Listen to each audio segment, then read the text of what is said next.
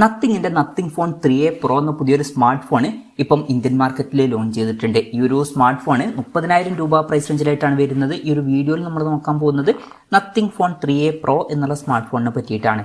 അപ്പം ആദ്യം നമ്മൾ ഫീച്ചേഴ്സും കാര്യങ്ങളൊക്കെ നോക്കുകയാണെന്നുണ്ടെങ്കിൽ ഡിസ്പ്ലേയുടെ കാര്യത്തിൽ നത്തിങ് ഫോൺ 3A Proയിൽ 6.77 ഇഞ്ചിന്റെ ഫുൾ HD+ ഡിസ്പ്ലേ ആണ് വരുന്നത്.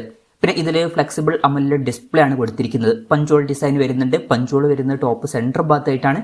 120 ഹെർട്സിന്റെ റിഫ്രഷ് റേറ്റും കാര്യങ്ങളൊക്കെ ഇതിൽ സപ്പോർട്ട് ചെയ്യുന്നുണ്ട്. പിന്നെ 480 ഹെർട്സിന്റെ ടച്ച് സാമ്പിളിംഗ് റേറ്റ് വരുന്നുണ്ട്. അതുകൂടാതെ 1000 ഹെർട്സിന്റെ ഇൻസ്റ്റന്റ് ടച്ച് സാമ്പിളിംഗ് റേറ്റ് എന്നുള്ള ഫീച്ചറും ഇതിൽ കിട്ടുന്നുണ്ട്. 10-bit ഡിസ്പ്ലേ പോലുള്ള ഫീച്ചേഴ്സ് ഒക്കെ വരുന്നുണ്ട്. 2160 ഹെർട്സിന്റെ PWM ഡിമ്മിംഗ് എന്നുള്ള ഫീച്ചർ ഇതിൽ വരുന്നുണ്ട്. പീക്ക് ബ്രൈറ്റ്നസ് 3000 നിറ്റ്സ് വരെ വരുന്നുണ്ട്. പിന്നെ പാണ്ട ഗ്ലാസിന്റെ പ്രൊട്ടക്ഷനും കാര്യങ്ങളൊക്കെയാണ് ഇതിൽ കൊടുത്തിരിക്കുന്നത്. അപ്പോൾ ഡിസ്പ്ലേ ഫീച്ചേഴ്സ് മൊത്തത്തിൽ നോക്കുമ്പോൾ ഈ ഒരു പ്രൈസ് റേഞ്ചിൽ തരക്കേടില്ലാത്ത ഡിസ്പ്ലേ ഫീച്ചേഴ്സ് എന്ന് പറയാവുന്നതാണ്. ഈ ഒരു പ്രൈസ് റേഞ്ചിന് പറ്റിയിട്ടുള്ള ഡിസ്പ്ലേ ഫീച്ചേഴ്സ് ഒക്കെ തന്നെയാണ് ഇത്.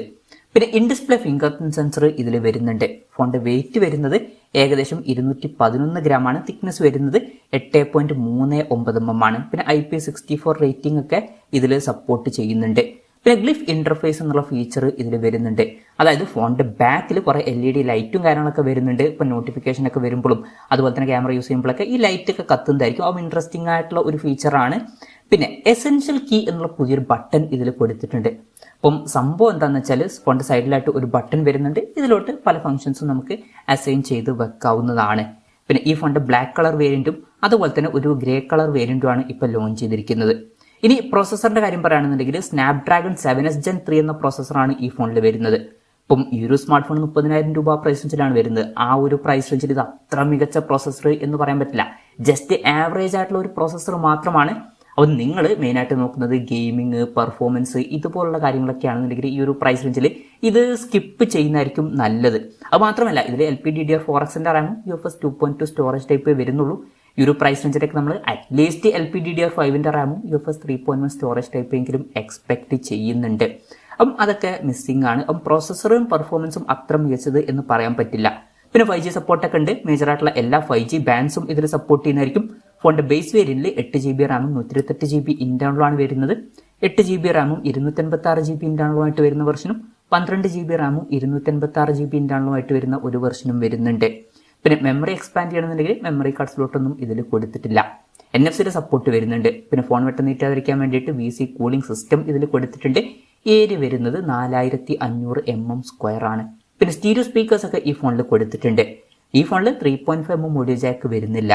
Android 15 ബേസ് ആയിട്ടുള്ള നത്തിങ് OS സോഫ്റ്റ്വെയർ ആണ് ഇത് വരുന്നത്. ഈ ഒരു ഫോണിൽ 3 കൊല്ലത്തെ OS അപ്ഡേറ്റും അതുപോലെ തന്നെ 6 കൊല്ലത്തെ സെക്യൂരിറ്റി അപ്ഡേറ്റ്സും കാര്യങ്ങളൊക്കെ ലഭിക്കുന്നതായിരിക്കും. പിന്നെ പൊതുവേ നത്തിങ്ങിന്റെ OSൽ നമുക്ക് ക്ലീൻ ആയിട്ടുള്ള സോഫ്റ്റ്വെയർ എക്സ്പീരിയൻസ് ലഭിക്കാറുണ്ട്. അത്ര ബ്ലോട്ട്വെയർസും കാര്യങ്ങളൊന്നും ഉണ്ടാവാറില്ല.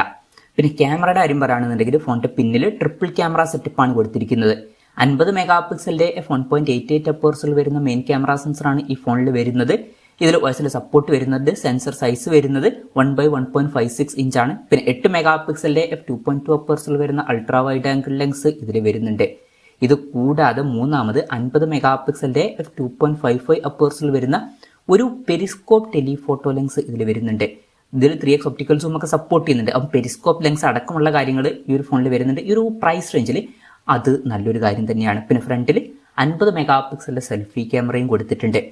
അപ്പോൾ ഓൺ പേപ്പർ നല്ലൊരു ക്യാമറ സ്പെസിഫിക്കേഷൻ ഒക്കെ തന്നെ വരുന്നുണ്ട്. പിന്നെ ഫോൺ എടുക്കുകയാണെന്നുണ്ടെങ്കിൽ ക്യാമറ റിസൾട്ട്സും കാര്യങ്ങളൊക്കെ ഒന്ന് ചെക്ക് ചെയ്യുക, അതിനുശേഷം മാത്രം എടുക്കുക.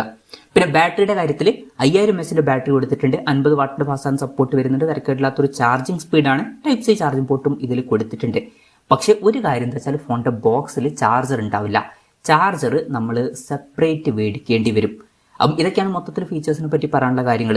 പിന്നെ വിലയുടെ കാര്യം പറയുകയാണെന്നുണ്ടെങ്കിൽ 8GB റാം 128GB ഇന്റേണൽ വെർഷന്റെ വില വരുന്നത് 29,999 രൂപയാണ്.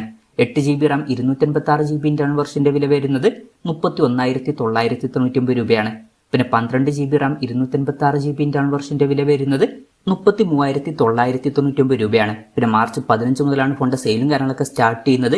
പിന്നെ ഇനീഷ്യലി ചില ഓഫേഴ്സ് ഉണ്ട്. ബാങ്ക് ഓഫേഴ്സ് കഴിഞ്ഞിട്ട് ഒരു 2000 രൂപയുടെ ഓഫ് നമുക്ക് എക്സ്ട്രാ ലഭിക്കുന്നതായിരിക്കും. എന്തായാലും ഓവറോൾ നോക്കുകയാണെന്നുണ്ടെങ്കിൽ ഈ ഒരു പ്രൈസ് റേഞ്ചിൽ അത്യാവശ്യം തിരക്കേടില്ലാത്ത ഡിസ്പ്ലേ ഫീച്ചേഴ്സും നല്ല ഓൺ പേപ്പർ ക്യാമറ സ്പെസിഫിക്കേഷനും തിരക്കേടില്ലാത്ത ബാറ്ററി സെറ്റപ്പും വരുന്നുണ്ട്.